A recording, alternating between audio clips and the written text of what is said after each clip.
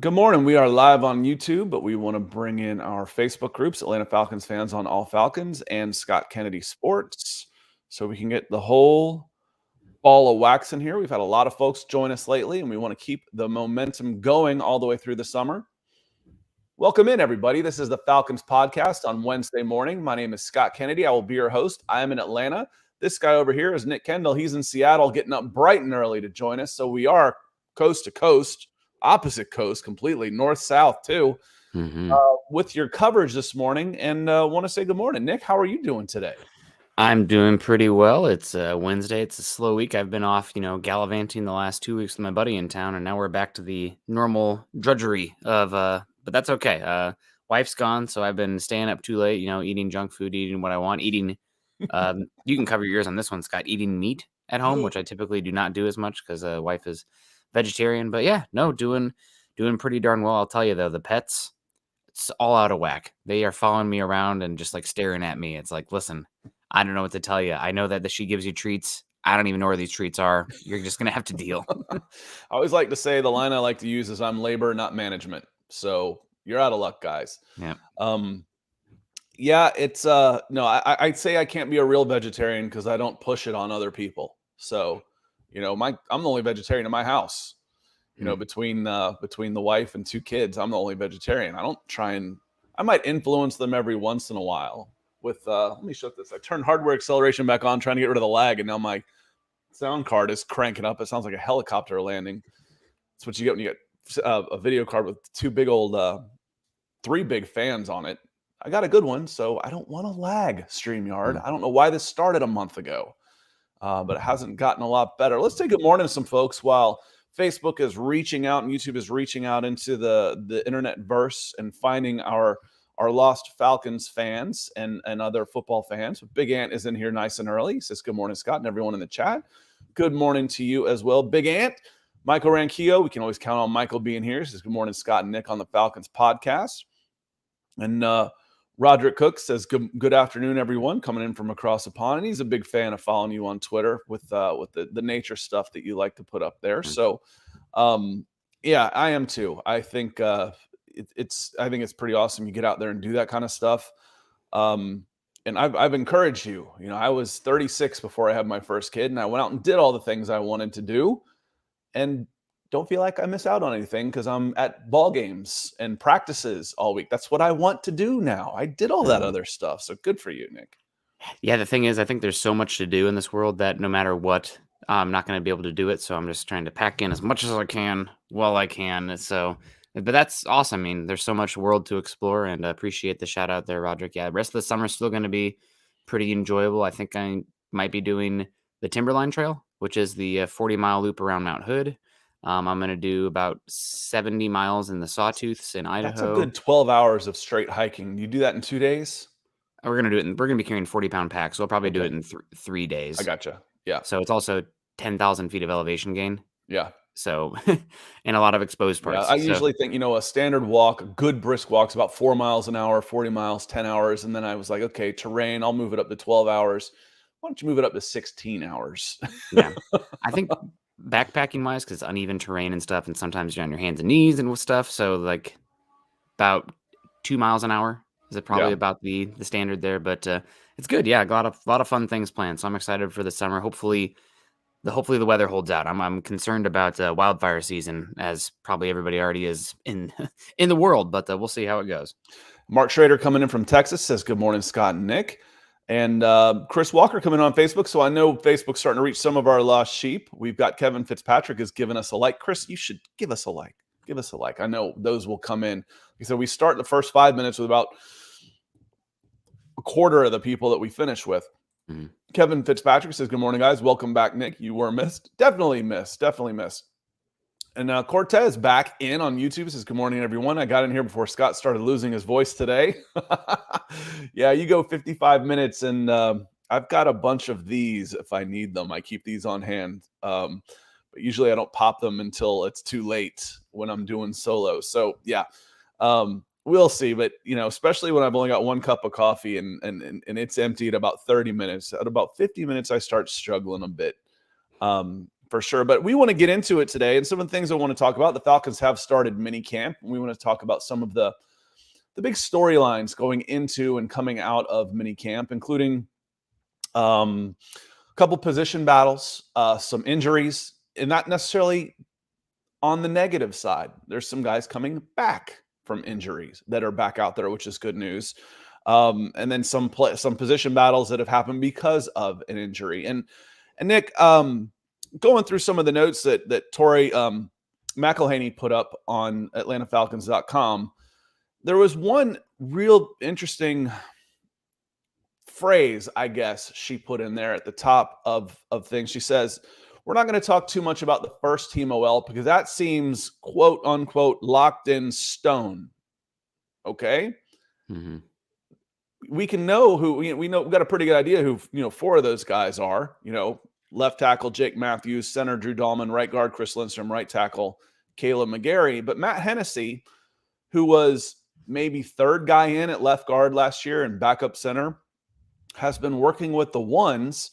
The Falcons drafted Matthew Bergeron in the second round, presumably to be a starting left guard. Now, I'm not surprised that Matthew Hennessy is working with the number ones right now. It's early. He's been there. But locked in stone, that one got my attention a little bit, Nick.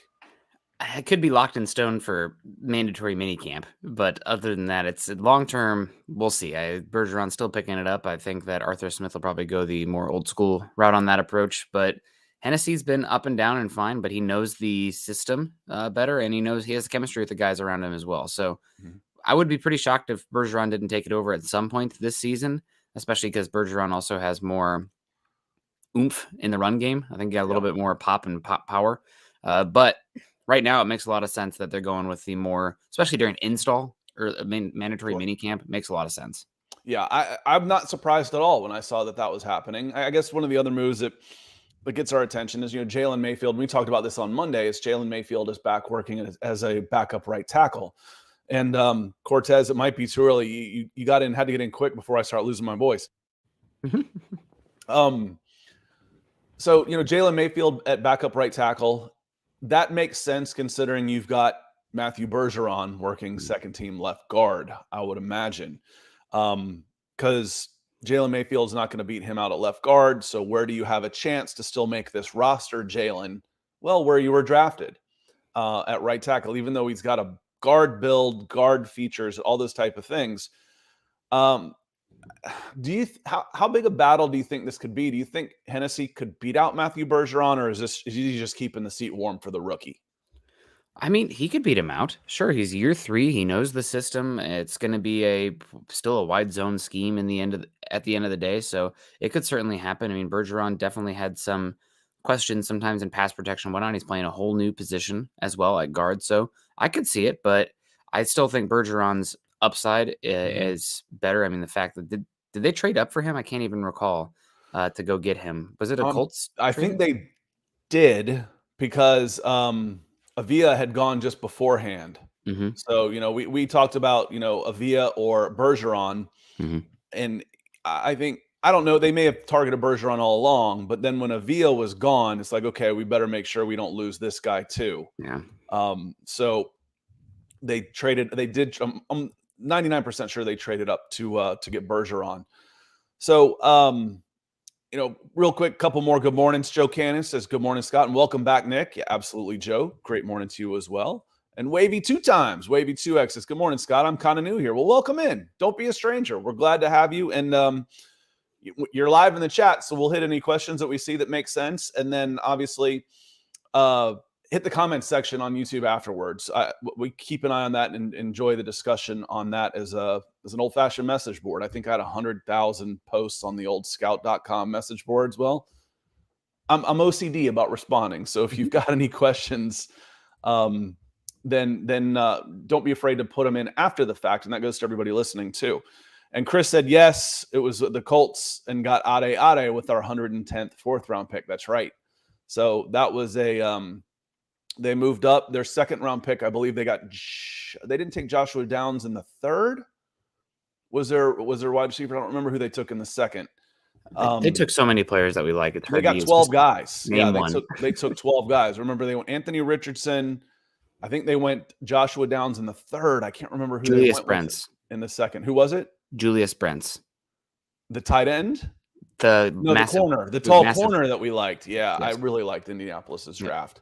And then Ade in the fourth. So they got, for us in Atlanta, getting Matthew Bergeron, we gave them Ade and Julius Brents. That's a pretty good move for the Colts. And if you got your starter at left guard and the Falcons had a hole at left guard, then that should be a good move for the Falcons as well. But the Colts did well. They got 12 guys, and they might try and cut and stash a couple of them on the practice squad, specifically that basketball player that's offensive tackle that they took in the 7th. Mm-hmm. But Darius Rush, Ade, Joshua Downs, Anthony Richardson, they're going to have a lot of new faces in there and with the Colts. So thanks, Chris, for checking that out. Michael says, good morning. Good morning to you as well. And where have you been? Well, one of the Mondays, we haven't missed any. We missed one Wednesday. I took one Wednesday off when Nick was gone, but it was Memorial Day week. So we've been back before then. So I went Monday, and we'll be back moving forward. We'll be back Mondays and Wednesdays live on YouTube and Facebook at 9 a.m.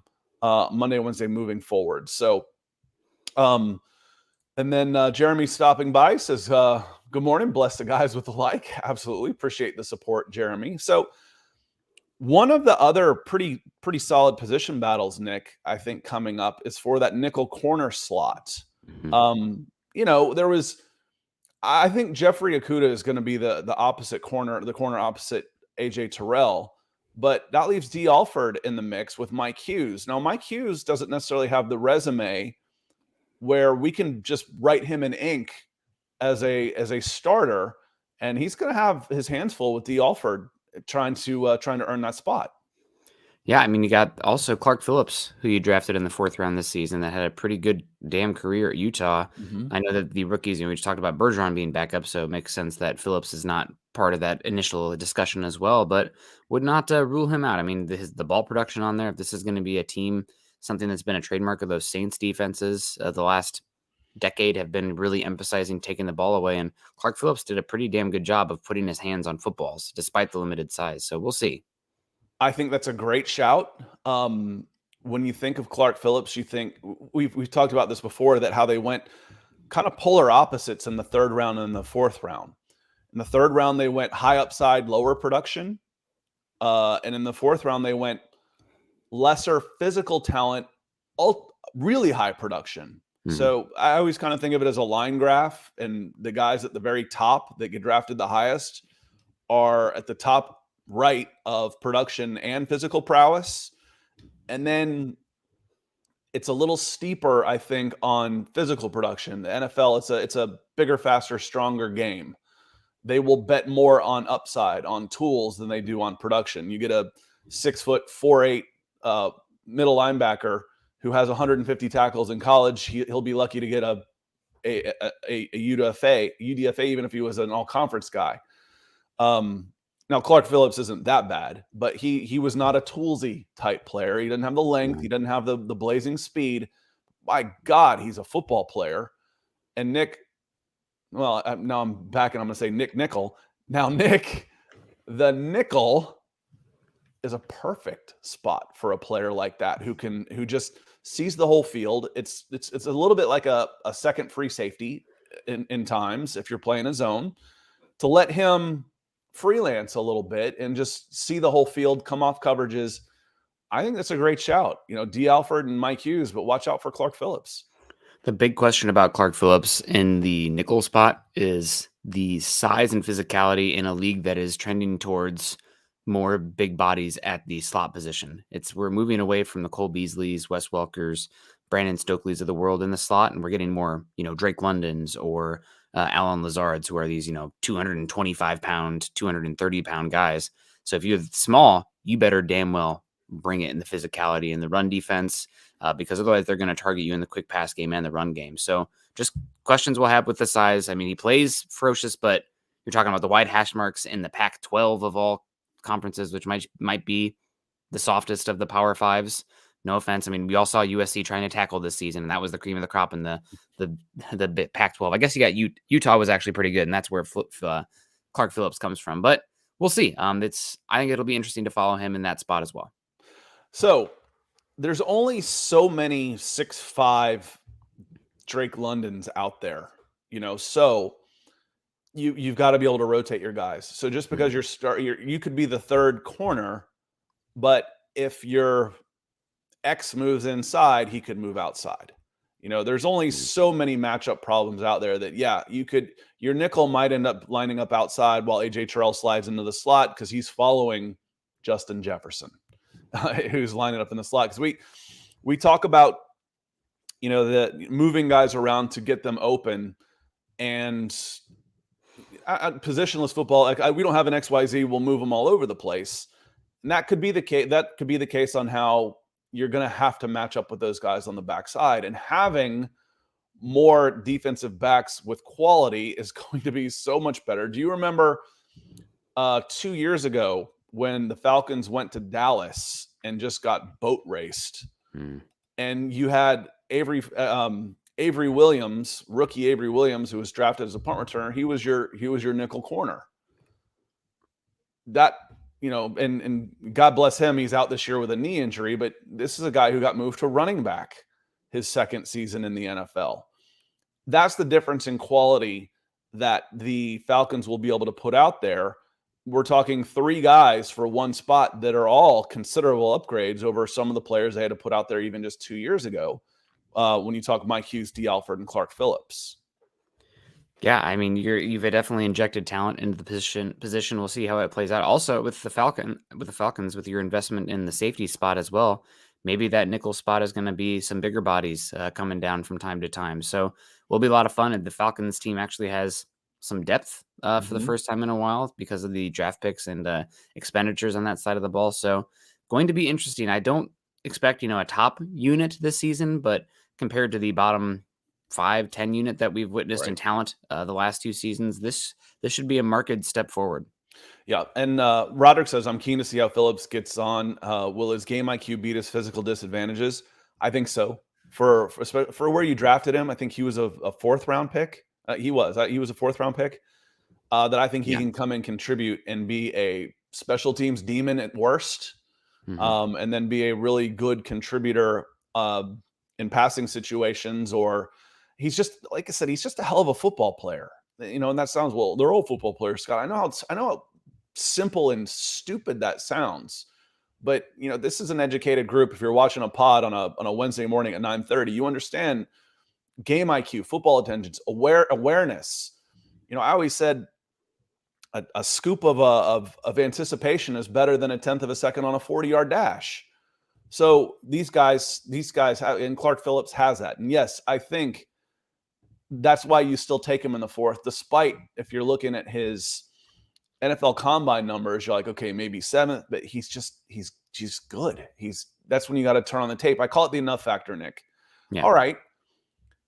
No, he's not at the top of these scores, but he's got the enough. Now I want to see more. What am I interested in? And if I did that in the reverse order, Nick, and I saw him play football, wow, this guy's phenomenal. Now I want to see his scores. I want to see how he tests so I can get an idea how he translates. All right, he plays like a 1st rounder. He tests like a 7th rounder. 4th rounder sounds about right.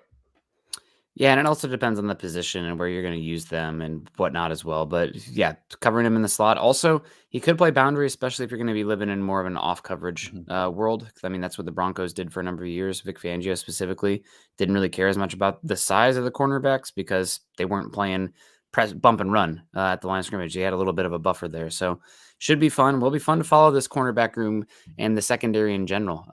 After that, then I have questions about the linebacker spot. I mean, Kyle Walker had been fine there for a bit. He also brought in, obviously, Caden Ellis. Is it going to be kind of weird packages going on here to work in Caden Ellis's blitzing prowess, or do you think it's just going to be straight up Troy Anderson and Caden Ellis going forward this year?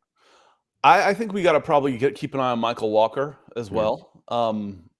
He got a shout out from, I think it may have been NFL.com, saying the all get paid. These are guys to watch. You may not know who he was, but he had 108 tackles. I didn't realize he had triple-digit tackles last year.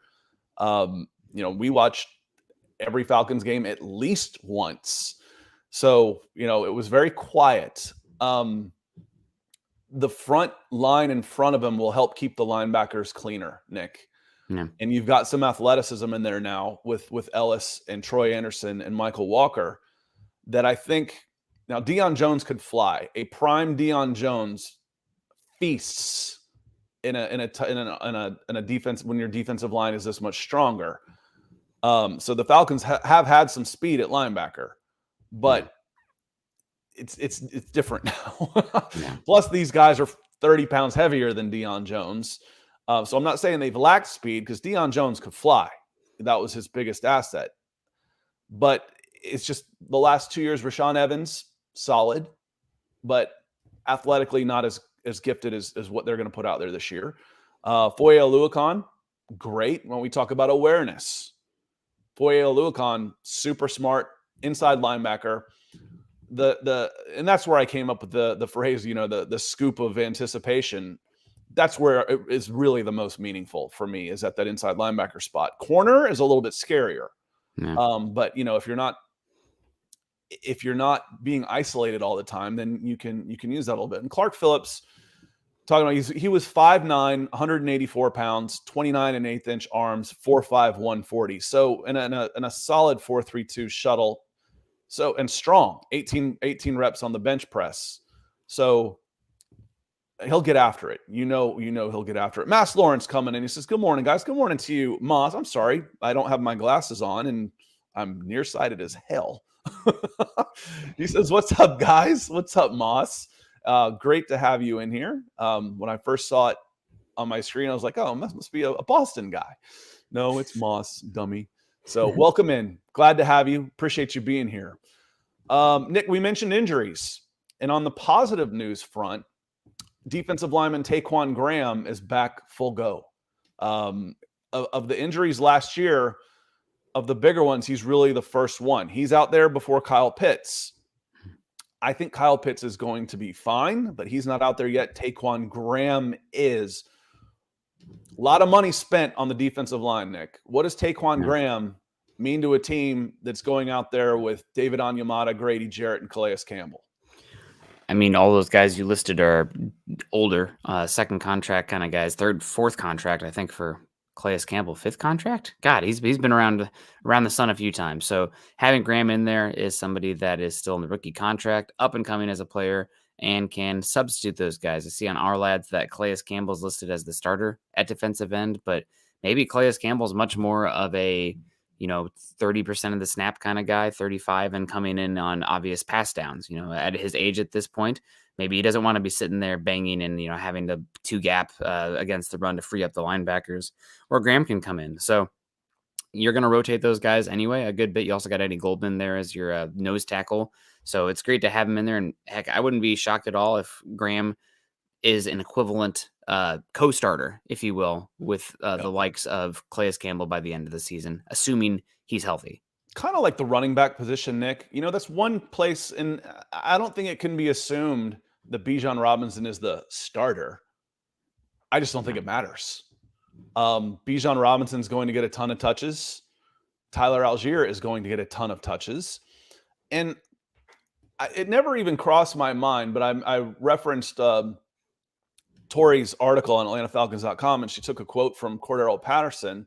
She's like, "Oh, he wasn't bothered by drafting Bijan Robinson." I'm like, no, Cordero Patterson should be thrilled because he wants to win. He's 32 years old. And frankly, I want him to get 10 to 12 touches a game, not 15 to 20. And I think he can have just as many yards, just as many touchdowns, and be more efficient and being more effective when they do use him, because they don't have to use him as a primary back, which he's not. He's really effective there, but he runs like a kamikaze, Nick. I worry about him breaking down when he's running every ball into the line of scrimmage like it's a kickoff return. And with how much Arthur Smith likes to utilize the screen game and the run game, it's not a worry there. You're going to have plenty of touches for those guys to go around. And knock on wood, but it's the reality of the game. Somebody's going to get dinged up and, maybe even not miss time, but not be 100%. Then you can lean on another player for a bit. So with how much this team wants to live through their running game to protect Desmond Ridder and just force teams into much more heavy personnel, guys coming down, biting on play action, having multiple options there is not a big deal by any means. Now, if I'm looking at this team, I think where the most wide open position, Nick, is probably wide receiver 2. Mm-hmm. I feel like we can talk about, okay, even if it's just a switch of players, like you just said, okay, take one, Calais Campbell could be listed as a starter, but Taquan Graham should get a lot of time in there. Or, more obvious, Tyler Algier is listed as number 1, or Bijan Robinson is. It doesn't really matter. That could be a 60-40 split in favor of Bijan. Tyler's still going to get a ton of touches. But on the wide receiver side of things, if you're going out there with Kyle Pitts as a receiver tight end, you're going out there with Drake London. Do you think 6'4", 225 pounds of Mac Hollins has the inside track for that wide receiver 2 spot? And then if yes, is that an upgrade over Olamide Zaccheaus? Yes, it is. And how does Scotty Miller fit in, and what kind of role can he have as a quicker inside slot guy? Just based on matchups and what you're trying to do in a certain situation. I think that, not to totally overlook Olamide Zaccheaus, but I think Mac Hollins brings a more physical presence that it's going to be fun, especially if you're trying to bring a vertical passing element to the game, which Mac Hollins can do. He's a home run hitter. Loved him at UNC with the special teams ability and the deep play ability when coming out of college. So I think he's good. Wide receiver 2, though, I mean, it is a competition, but it's not a competition for good reasons. It's because we're drawing names out of a hat, mostly for guys who have been not totally discarded, but not super sought after talent there.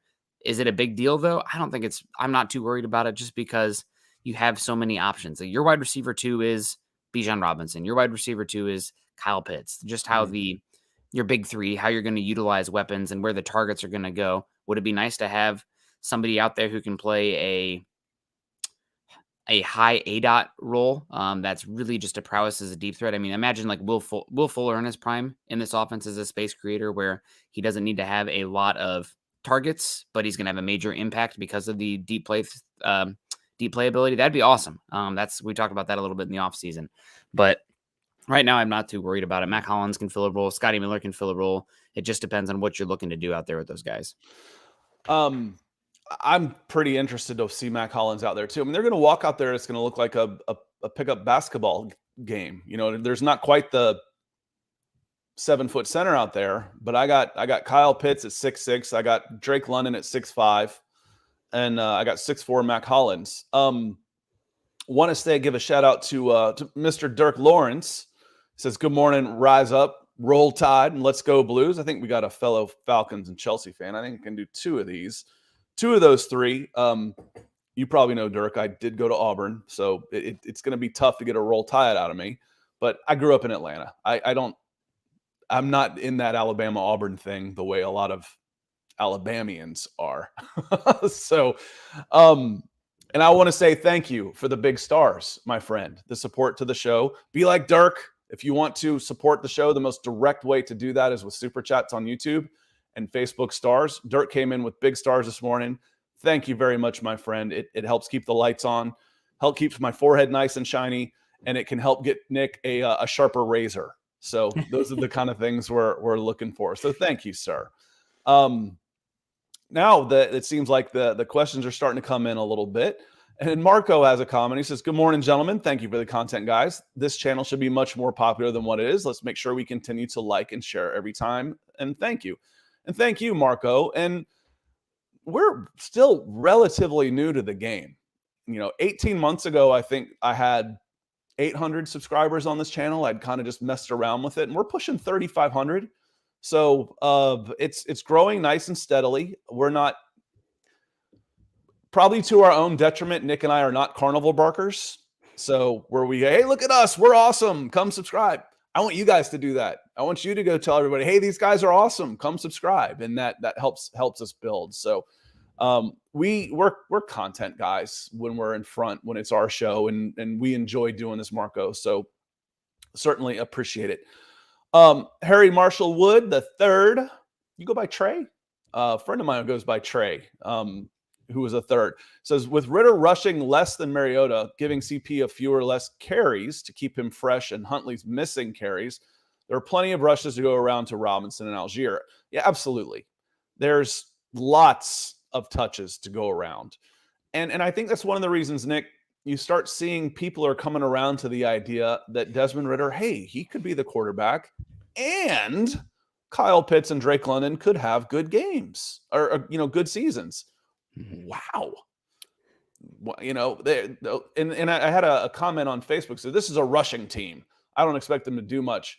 Well, they were 31st in passing yards last year and still had 2,800. Someone's got to catch those passes, and I'll be shocked if they don't go over 3,000 yards this year.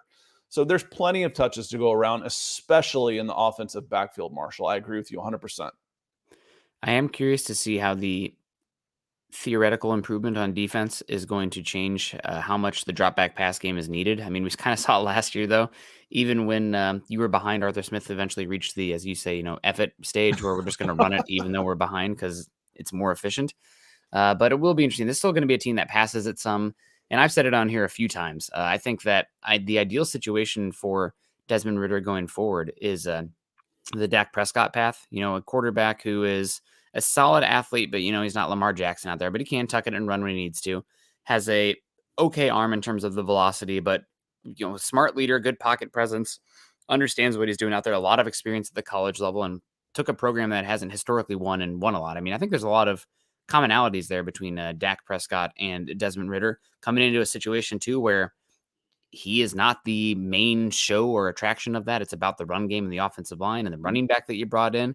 And he just has to come in there and be a smart quarterback, make the right decisions, utilize those legs when you need to, keep the offense chugging. It doesn't have to be the truck, but it just be the trailer, as I think Bucky Brooks likes to use that analogy for the quarterback position when they're not having to be the entire system there. So yeah, your engine on this team is your offensive line and your offensive backfield. Yep, exactly. That's what stirs the drink. And because of that, you should be seeing much more predictable defenses up front, teams that are going to be way more, not completely selling out, but biting on play action, that then if you call it a good timing and you have a quarterback who's smart, who can read it before the snap, can have some big plays off of that. So is Desmond Ridder going to be the long-term quarterback? It's always the question with quarterbacks, because I think you pretty much need to have a superhero level guy to compete at the top level, specifically in the AFC, maybe not as much in the NFC right now. But for this season, the next 2 seasons, I think it'd be more than fine. We'll get into that in just a second. Let's say hello to some folks. Remind me of the superhero level compete NFC, and we'll come back to that one because I'll forget it. Okay. But Leon comes in. He says, "Good morning, you both. Missed you on Monday, Nick." Yeah, Leon, appreciate you being here. Terry's in the house. He says, "I'm late, fellas, just getting off work." Well, I hope you had a good shift, working the night shift. You're a tougher man than I am, dude. That's if you're working nights. So appreciate you winding down with us and get some rest. It's getting dark out there, so in Atlanta, you can sleep in and feel like it's nighttime because sometimes it's blazing hot. It's got some storms rolling in today, so welcome in. Appreciate you being here.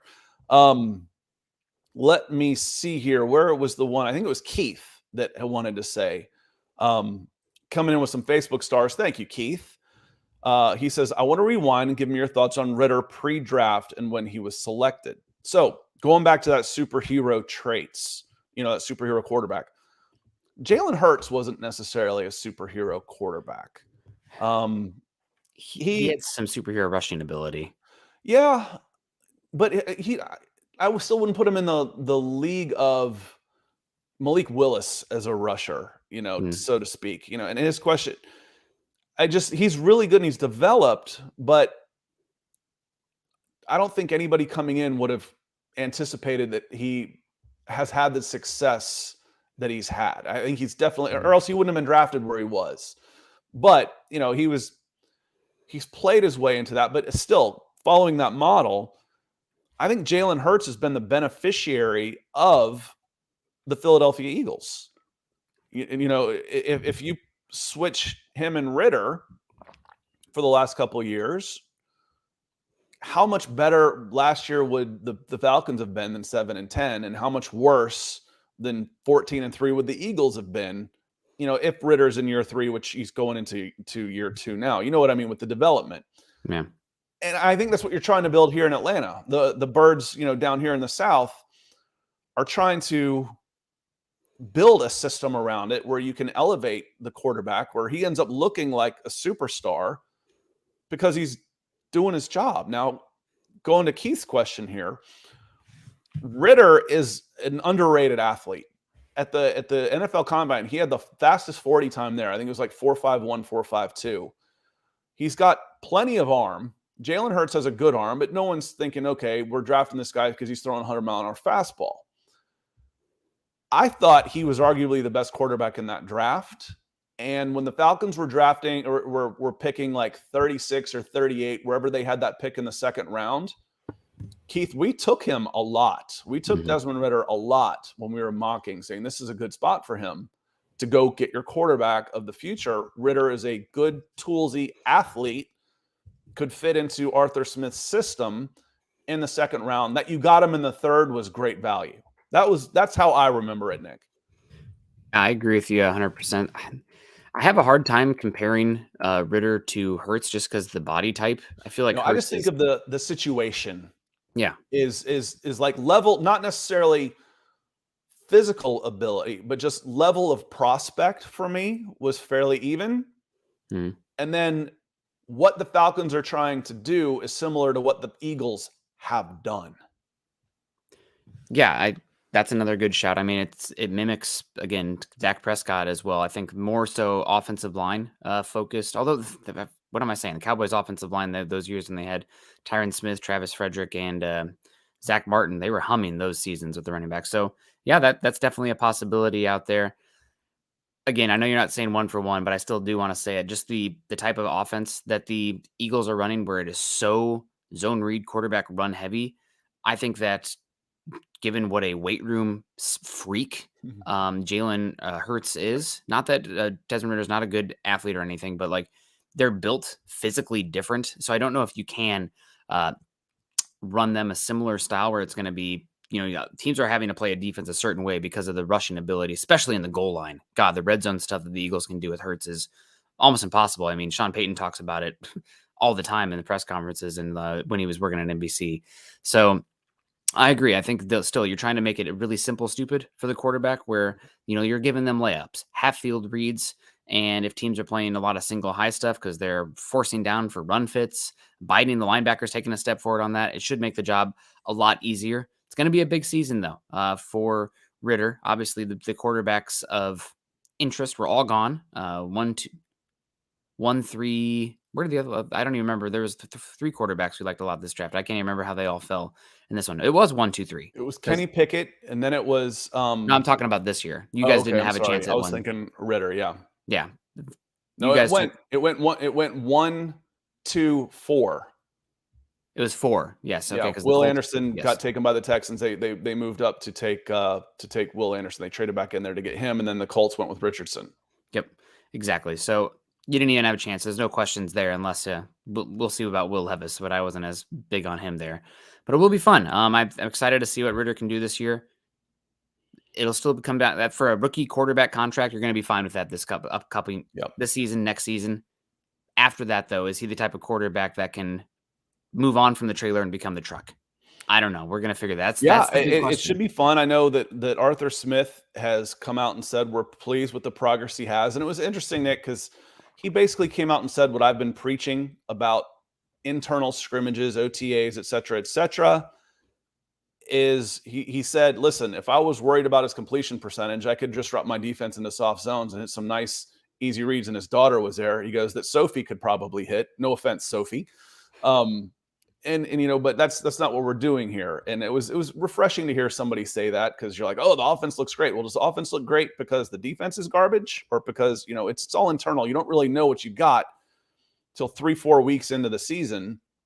And then you're still not sure. And yes, Harry says Kevin Fitzpatrick his last year would have had more passing yards as Marcus been able to hit the open man. There's a comp out there of Marcus missing Kyle Pitts on about 10 shots that Pitts would have had another 500 yards on if he had been a better passer. Even if you had half of those, it would have been better. So, yeah, Terry doesn't like birds, being called birds. We are Falcons. And he says he just doesn't like it. Well, here's the thing, though, Terry.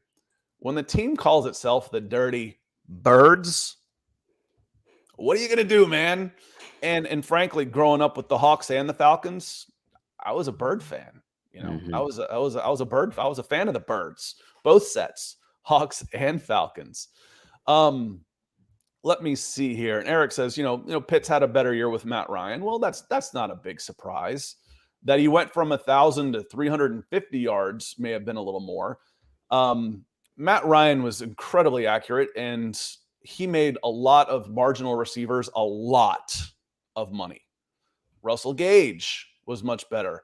Oh, who was the guy they ended up trading for a second rounder to the Patriots? Big guy. Oh, I can think of his I can't remember his name. He played like 16, 17, 18, somewhere in there. The Falcons acquired him from like a third and then flipped him for a second.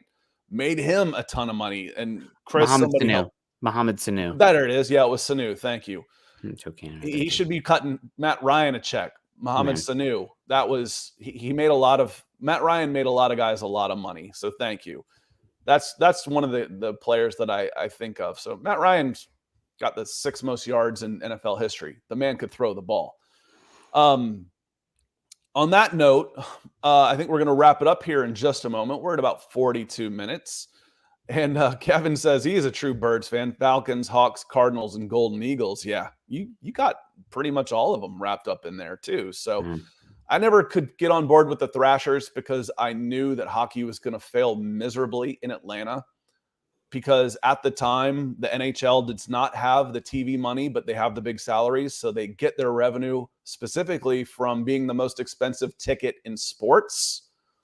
And the Atlanta market was not going to back a team that was the most expensive ticket in sports while struggling as an expansion franchise. It just doomed to fail. Now they're talking about doing it up here in Alpharetta. So fool me once. I tried to tell you before. Going in though, as we finish up, Taylor Heineke's a pretty good backup to have.